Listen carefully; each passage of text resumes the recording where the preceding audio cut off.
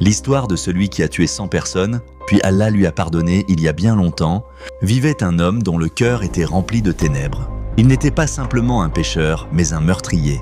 Un homme qui versait le sang sans pitié. Il tua une personne, puis une autre, jusqu'à atteindre 99 victimes. Et malgré tout cela, sa conscience n'était pas totalement morte. Une nuit froide, assis seul. Il se dit « Ai-je droit au repentir ? Ou bien Allah ne me pardonnera-t-il jamais ?» Il alla voir un moine, un dévot, et lui demanda « Ai-je droit au repentir ?» Le moine effrayé le regarda et dit « Non, il n'y a pas de repentir pour toi. » Alors la colère s'embrasa dans son cœur, et il le tua, complétant ainsi le nombre de 100. Mais quelque chose en lui ne trouva pas le repos. Au contraire, sa douleur s'intensifia. Il chercha alors la personne la plus savante sur terre, jusqu'à ce qu'on le guide vers un homme sage. Il se rendit auprès de lui, le cœur tremblant, et dit « J'ai tué 100 personnes. Ai-je droit au repentir ?» L'homme répondit avec assurance « Qui peut s'interposer entre toi et le repentir ?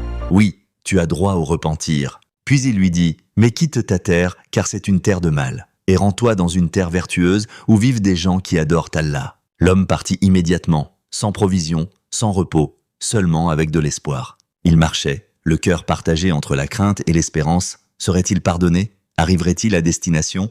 Au milieu du chemin, il tomba à terre et mourut. À ce moment étonnant, les anges de la miséricorde et les anges du châtiment descendirent. Les anges du châtiment dirent « Il n'a jamais accompli une seule bonne action. » Et les anges de la miséricorde dirent « Mais il est parti repentant, avec un cœur sincère. » Ils se divergèrent, alors un jugement d'Allah leur parvint. Mesurez la distance entre les deux terres. S'il est plus proche de la terre du bien, il fera partie des gens de la miséricorde. Et s'il est plus proche de la terre du mal, il fera partie des gens du châtiment. Ils mesurèrent et constatèrent qu'il était plus proche d'un seul empan de la terre du bien. Dans certaines versions, il est rapporté qu'Allah ordonna à la terre de se rapprocher. Et ainsi, il fut compté parmi les gens du paradis. Morale. Il n'existe aucun péché plus grand que la miséricorde d'Allah. Le repentir sincère peut changer le destin. Même au dernier instant, Allah regarde ton cœur, pas seulement ton